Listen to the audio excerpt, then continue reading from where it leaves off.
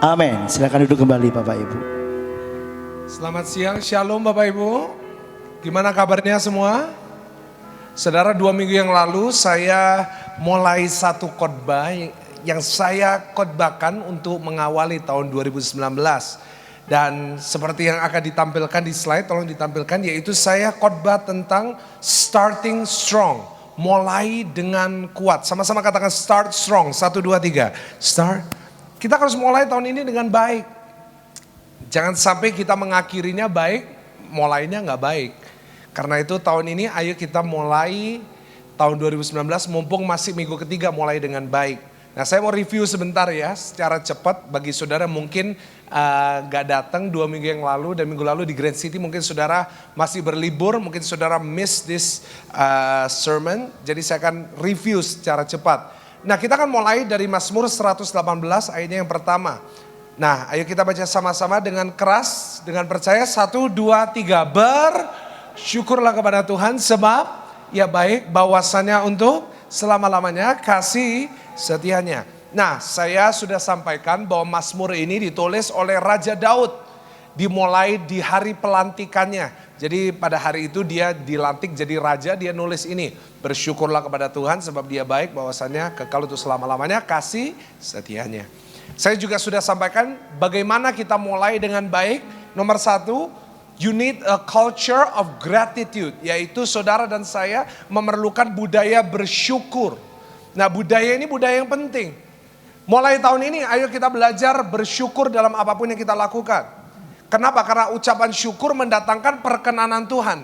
Saudara mau berkenan di hadapan Tuhan, ayo bersyukur. Saudara perlu Tuhan turun tangan dalam hidup saudara, ayo bersyukur.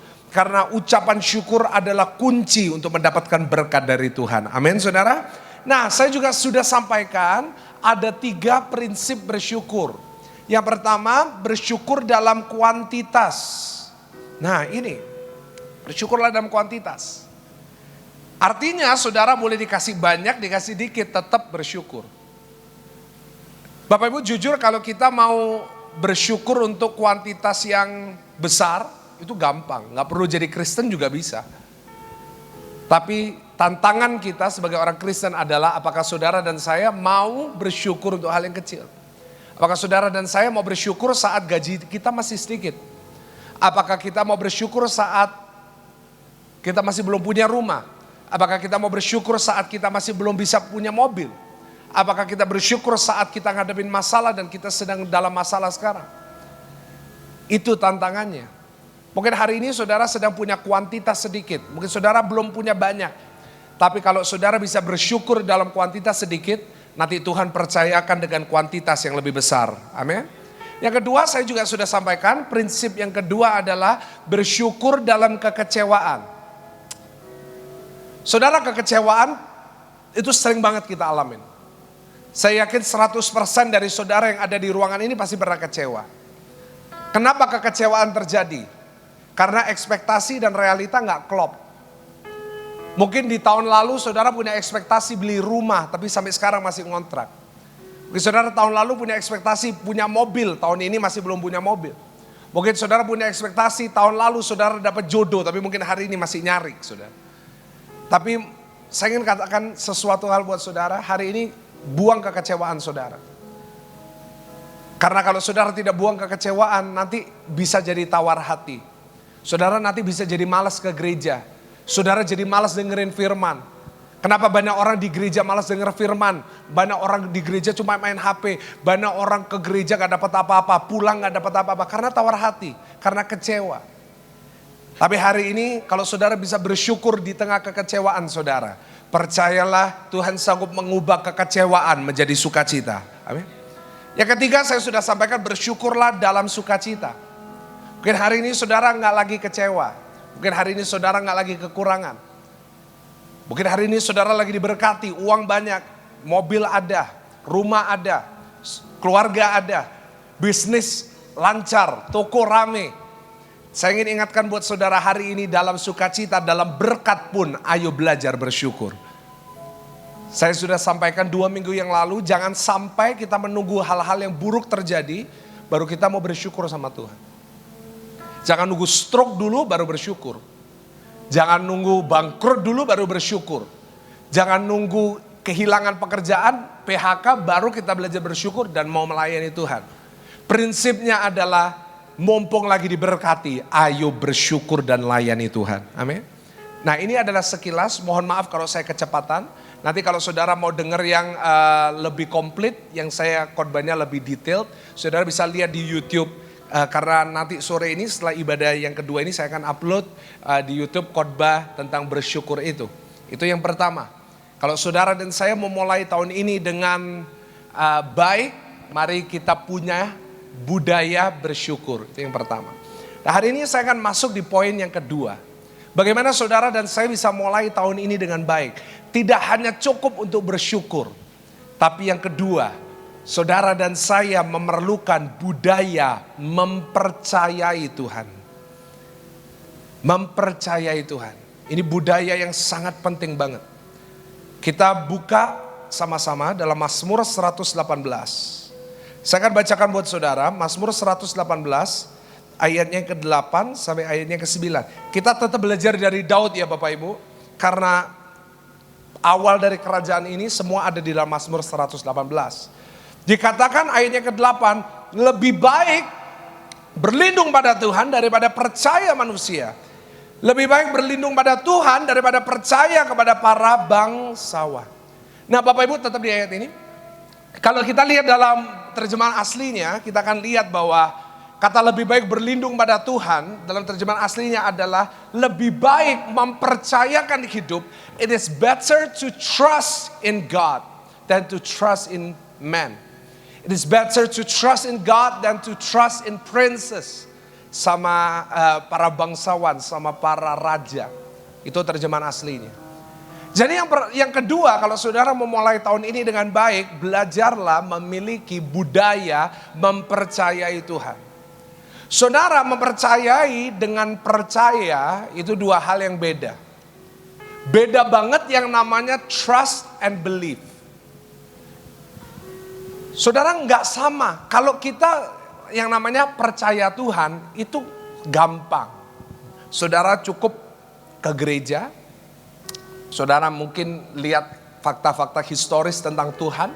Tentang Tuhan Yesus, salibnya masih ada dan ininya ada. Saudara percaya sama Tuhan itu gampang. Tetapi saya ingin katakan untuk mempercayai Tuhan itu memerlukan satu usaha yang lebih besar. Karena tantangan kita adalah mempercayai Tuhan. Saudara saya catat, to believe is elementary, but to trust is advanced. Untuk kita percaya itu sederhana banget, itu basic banget. Kalau saudara berkata saya percaya sama Tuhan, saya percaya dengan saudara. Tapi kalau saudara berkata saya mempercayai Tuhan, itu yang perlu diuji. Saudara, mempercayai itu memerlukan sebuah hubungan yang lebih dalam lagi. Kalau saudara mau mempercayai Tuhan, itu memerlukan sebuah perjalanan dan hubungan dengan Tuhan yang harus dijalani selama waktu yang cukup lama. Saudara, trusting yang namanya mempercayai bukan berarti nggak ada kekhawatiran. Mempercayai bukan berarti nggak ada ketakutan. Mempercayai bukan berarti imannya nggak pernah goyah. Pasti pernah takut, pasti pernah khawatir. Tapi mempercayai artinya meskipun kita melihat Tuhan tidak melakukan apa-apa, seakan-akan Tuhan diam, kita tetap bisa percaya bahwa Tuhan tetap merancangkan yang terbaik buat saudara dan saya. Amin. Itu yang namanya mempercayai. Mempercayai akan diuji saat kita lihat Tuhan gak bergerak dalam hidup kita. Mempercayai akan terlihat saat kita sudah doa dan gak dijawab sama Tuhan. Seakan-akan Tuhan itu gak mau dengar kita.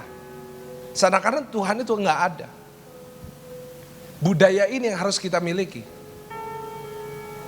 The culture of trusting God. Saudara, Daud memiliki budaya ini. Dia katakan tadi dari ayat yang kita baca, lebih baik mempercayai Tuhan, berlindung kepada Tuhan. It's better to trust God than to trust man. that to trust princes daripada percaya sama bangsawan. Nah, kenapa kok Daud bisa memiliki prinsip ini? Karena selama hidupnya dia mengalami banyak hal yang bisa menunjukkan sifat manusia yang sebenarnya. Apa sifat manusia yang sebenarnya, Pak? Sifat manusia yang sebenarnya yang tidak semua orang mau mengakui adalah bahwa manusia itu tidak semua bisa dipercaya. Not everyone can be trusted. Saudara, Daud harus belajar ini the hard way. Daud harus belajar ini dengan mengalami begitu banyak masalah. Saudara, kenapa kok Daud berkata lebih baik mempercayakan hidup sama Tuhan daripada sama bangsawan? Kenapa kok spesifik Daud tulis bangsawan? Karena pengalamannya.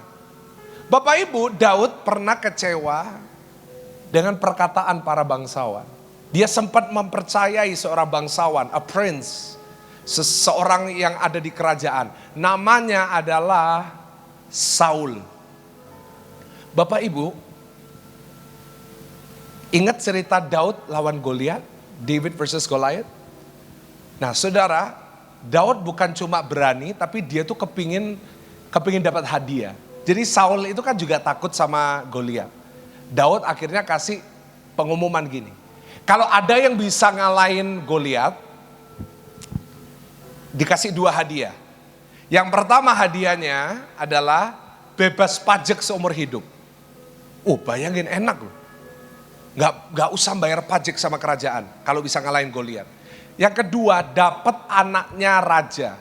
Jadi anaknya Saul itu bisa dikawin sama Daud. Sama pemenang yang bunuh Goliat. Daud denger ini, Daud kepingin dong jadi menantunya raja. Kerjaannya dia kan dulu gembala. Kepingin jadi menantunya raja, kan statusnya naik. Daud berani. Dia lawan Goliat, Goliat mati. Kepalanya dipenggal, kepalanya dibawa ke kepalanya dan pedangnya Goliat dibawa ke Saul. Tapi saat dia mau dapatkan hadiahnya, kepingin menikah dengan anaknya raja, Saul sudah kasihkan anaknya ke orang lain namanya Adriel. Dia sempat kecewa karena perkataan Saul gak bisa dipercaya. Bukan cuma di kasus ini, kasusnya yang kedua. Setelah Daud kalahin Goliat, wanita-wanita Israel menyanyikan, Saul mengalahkan beribu-ribu tapi Daud berlaksa-laksa. Saul benci sama Daud, Saul berusaha membunuh Daud. Kejar-kejaran. Satu hari Saul lagi ngejar Daud, gak nemu. Dia istirahat, dia cari goa. Nah, Saul lihat goa, dia sama tentaranya istirahat di goa itu. Gak taunya di goa yang sama, itu juga ada Daud, tapi Daud lebih dalam. Jadi Daud lihat nih, kan gelap. Daud lihat, loh ini kan Saul. Semua tentaranya ngomong, ayo kita bunuh aja Saul. Tapi Daud berkata, jangan. Dia diurapi Tuhan. Terus dia pelan-pelan keluar dari ngelewatin Saul pelan-pelan. Tapi sebagai bukti dia potong bajunya Saul. Baju kerajaannya dipotong, dia ambil. Lalu pada saat Daud dan tentaranya sudah di luar, Daud teriak sama Saul, Rajaku, ini buktinya bahwa aku punya kesempatan membunuh kamu tapi aku gak membunuh. Lalu Saul berkata, anakku maafkan aku tidak akan lagi memburu kamu. Aku mengampuni kamu, aku tidak akan memburu kamu lagi. Beberapa bulan kemudian masih diburu. Perkataan manusia seringkali gak bisa dipercaya. Dan Daud pernah mengalami yang namanya orang yang paling dekat dengan dia mengkhianati dia. Seringkali Bapak Ibu jujur dalam hidup kita, yang sering menyakiti kita adalah orang yang paling dekat dengan kita. Yang sering mengkhianati kita adalah orang yang dekat dengan kita. Seringkali yang banyak menipu uang kita, utang sama kita gak bayar, itu seringkali orang yang dekat sama kita. Karena itu muncul yang namanya teman makan teman.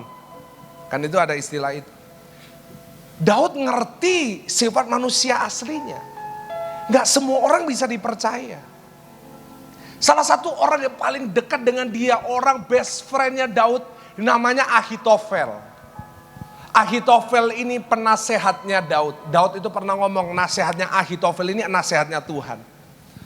Wah deket banget. Wah dia mau ngapain aja selalu tanya sama Ahitofel. Tapi satu hari Absalom mau kudeta sama papanya. Absalom itu anaknya Daud.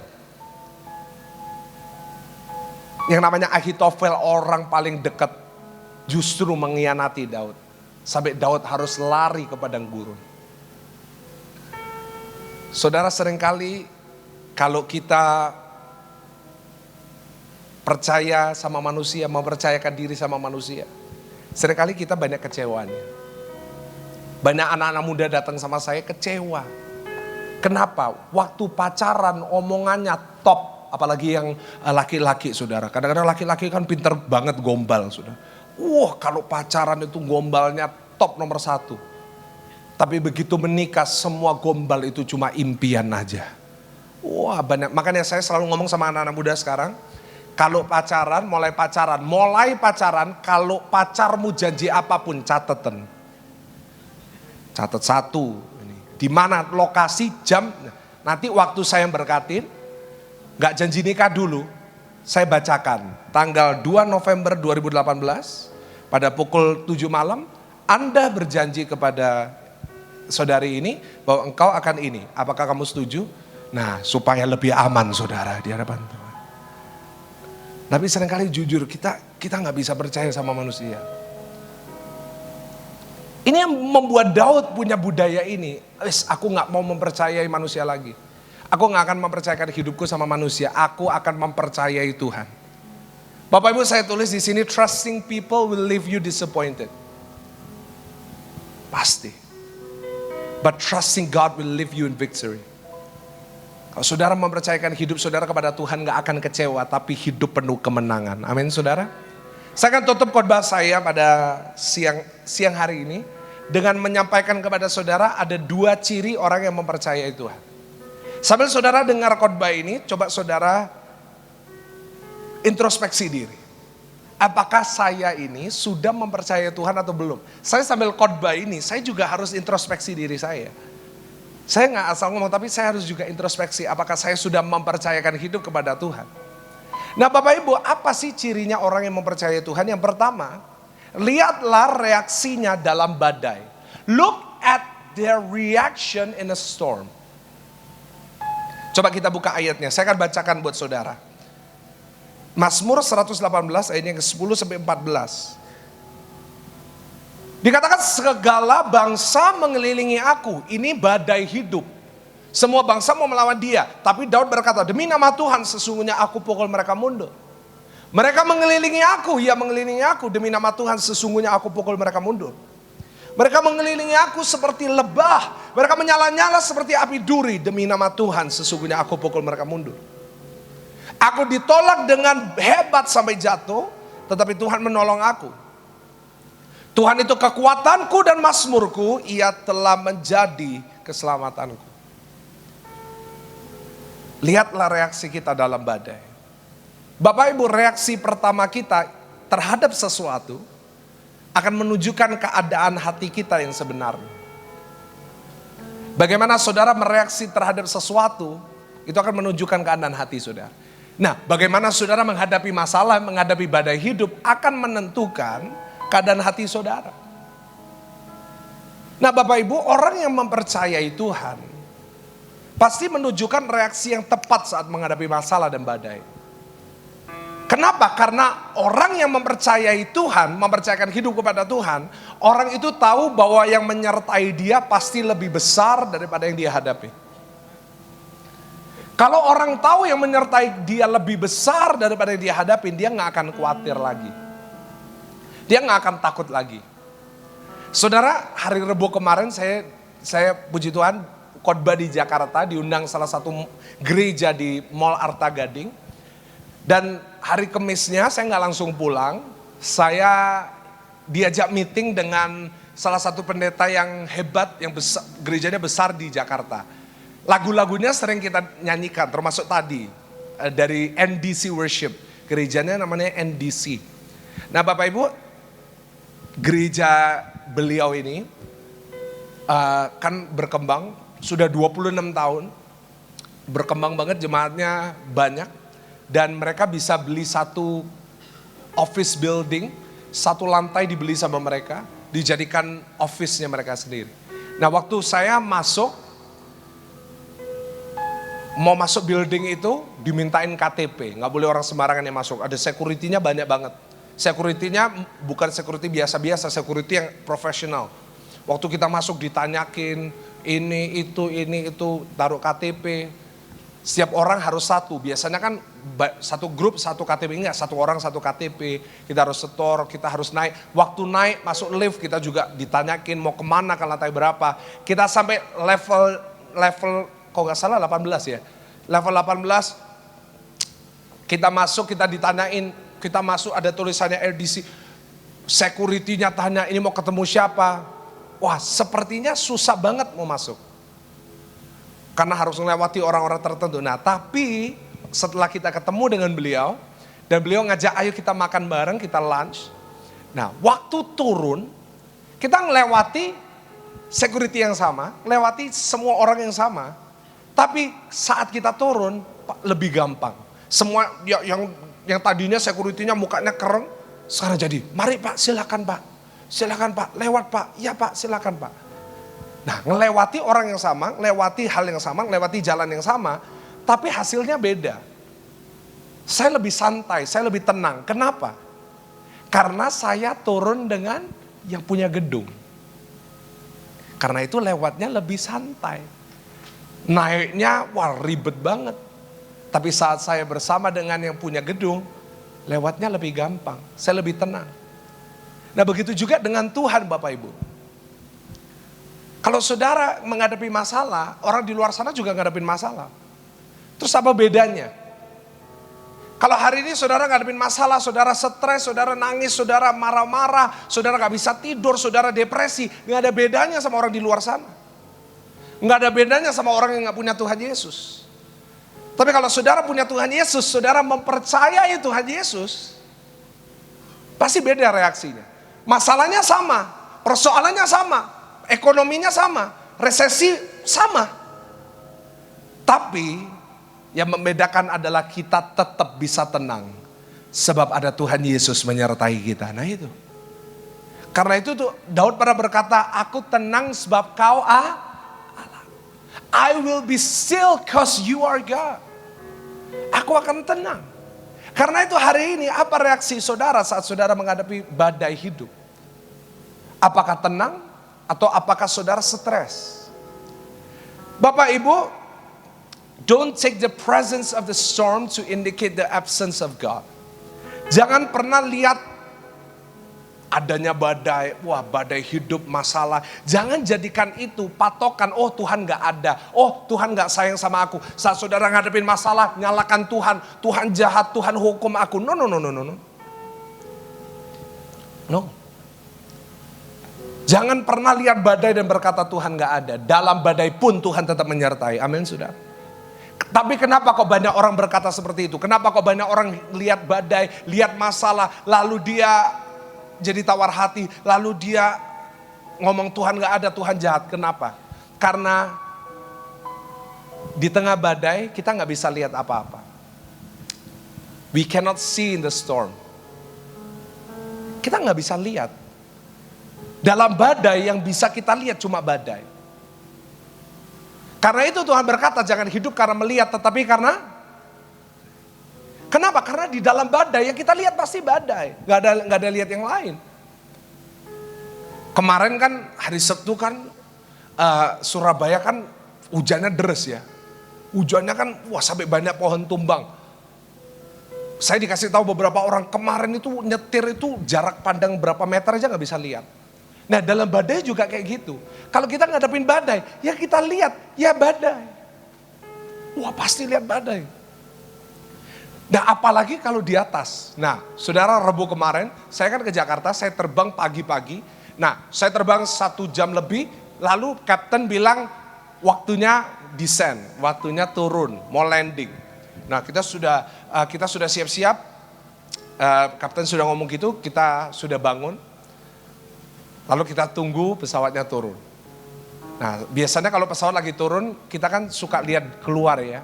Kita lihat luar, kita lihat lautnya, kita lihat pulaunya, kita lihat ada perahunya. Nah saya sama istri duduk di window seat, saya duduk di sini, kita lihat-lihat luar. Nah waktu kita lihat-lihat luar, tiba-tiba pesawat ini masuk di dalam sebuah awan. Masuk di awan, tiba-tiba di luar ini awan tok. Waduh, pesawat ini dari tenang, dari enak, saya naik Garuda ya. Pesawat ini mulai goncang. Nah masalahnya saya sama istri biasanya nggak takut. Tapi saya sama istri beberapa bulan terakhir sukanya nonton National Geographic dan sukanya nonton Air Crash Investigation. Jadi TV tentang pesawat jatuh. Jadi saya sama istri, pesawat goyang kita, aduh Tuhan, apalagi istri saya. Istri saya langsung ngeremes, ngeremes saudara, ngeremes tangan saya sampai aduh takut dia lihat luarnya apa ini. Pesawat itu kayak free fall, kayak kayak naik roller coaster gitu. Istri saya takut, sebelah saya takut, semua takut. Ada yang teriak, ya Allah, ya Allah. Ada yang teriak, oh darah Yesus, darah Yesus. Semuanya disebut saudara. Tapi saya, istri saya lagi gitu, saya nonton. Dia marah, kamu nih pesawat lagi kayak gini kok kamu gak khawatir, gak apa, gak anu. Lalu saya jawab, ngapain perlu khawatir? Kenapa saya gak khawatir Bapak Ibu? Yang pertama, kenapa? Karena saya tahu yang di depan yang megang kendali pilot ini, waktu mau jadi pilot pasti pernah ngalamin ujian ini. Kalau pesawat kena badai gimana, pasti pernah belajar. Dan yang kedua saya tahu pilotnya Garuda itu pasti aman. Kenapa? Karena pilotnya Garuda ini kalau mau jadi pilot Garuda harus minimal punya berapa puluh ribu jam terbangnya. Gak mungkin berapa ratus jam terus langsung dinyetir, gak boleh. Garuda memang strict banget. Karena itu saya gak khawatir karena saya tahu pilotnya sudah bisa pegang kendali. Mau boleh ada seperti apapun pilotnya sudah pegang kendali. Nah yang kedua kenapa kok saya tenang dan saya gak khawatir, saya gak ketakutan seperti yang lain. Karena yang kedua saya tahu hidup saya di tangan Tuhan. Boleh saya aman sampai Jakarta khotbah ataupun saya pesawatnya jatuh sampai masuk ke lautan gak ditemukan tubuh saya.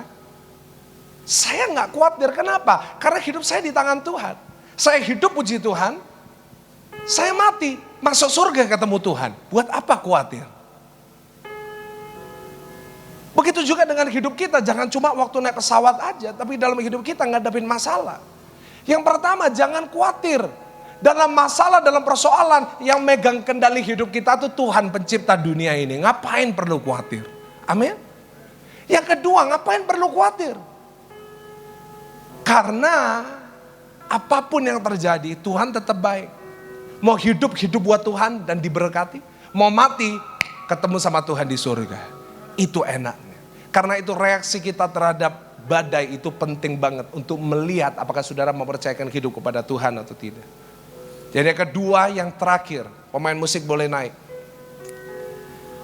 Orang yang mempercayai Tuhan cirinya adalah perkataannya pasti membangun.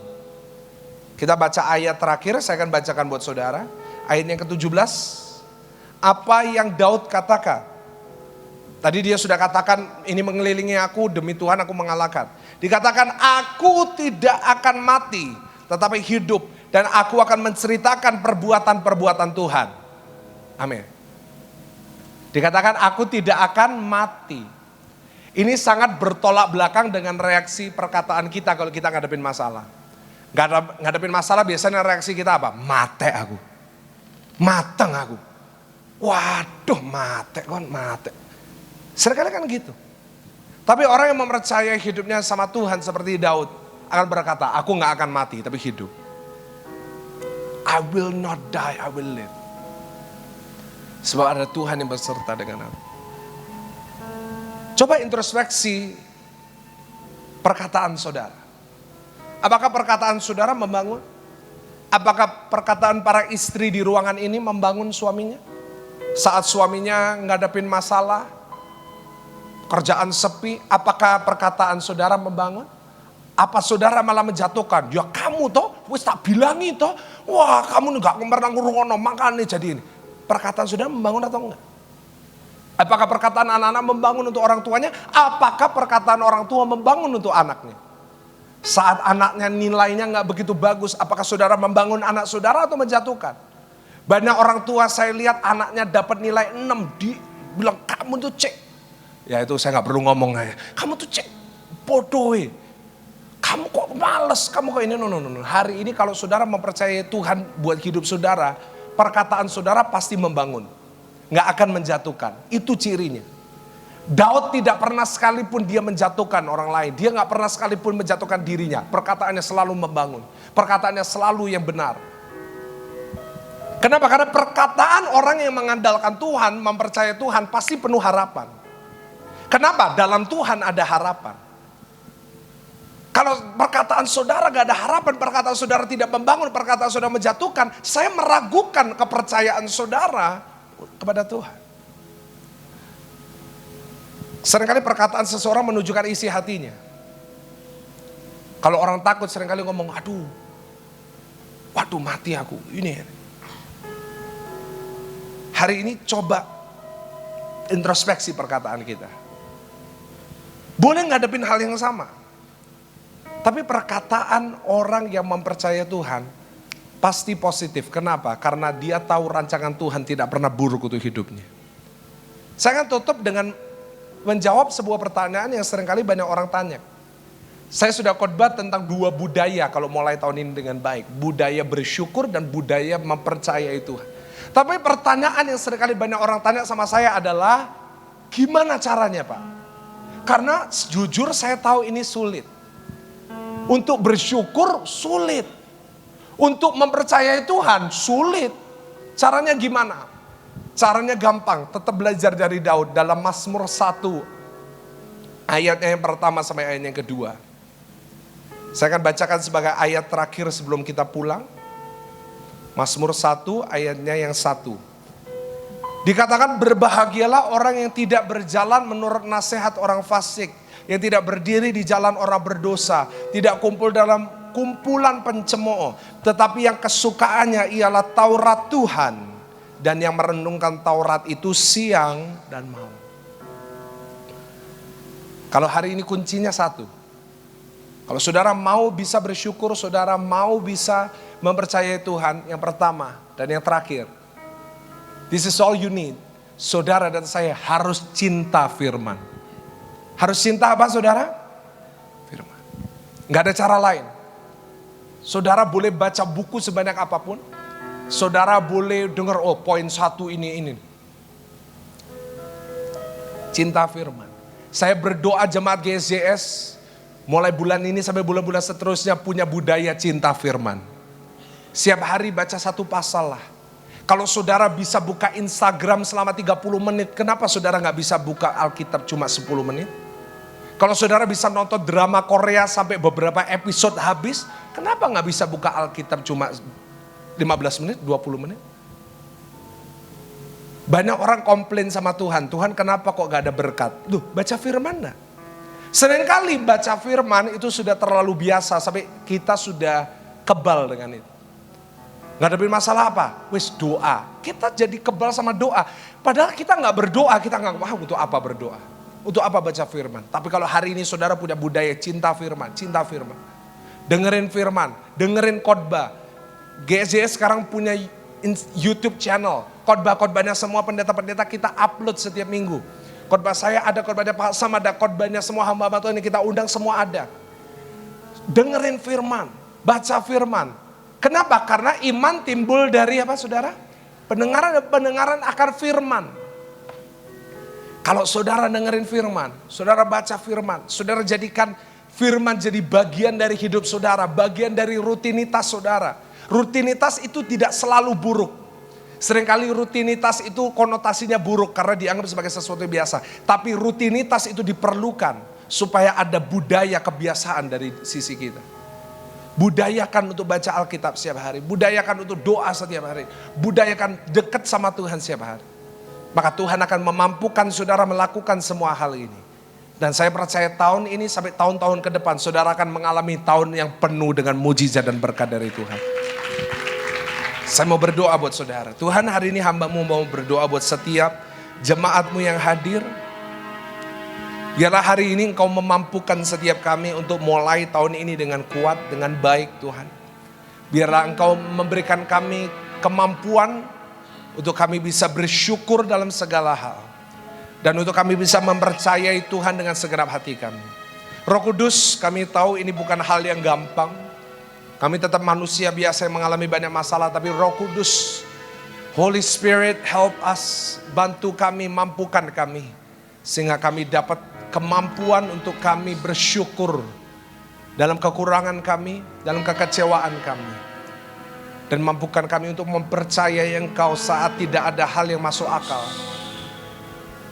Mampukan kami untuk mempercayai Engkau saat seakan-akan doa belum dijawab, saat seakan-akan Tuhan jauh, saat seakan-akan Tuhan diam.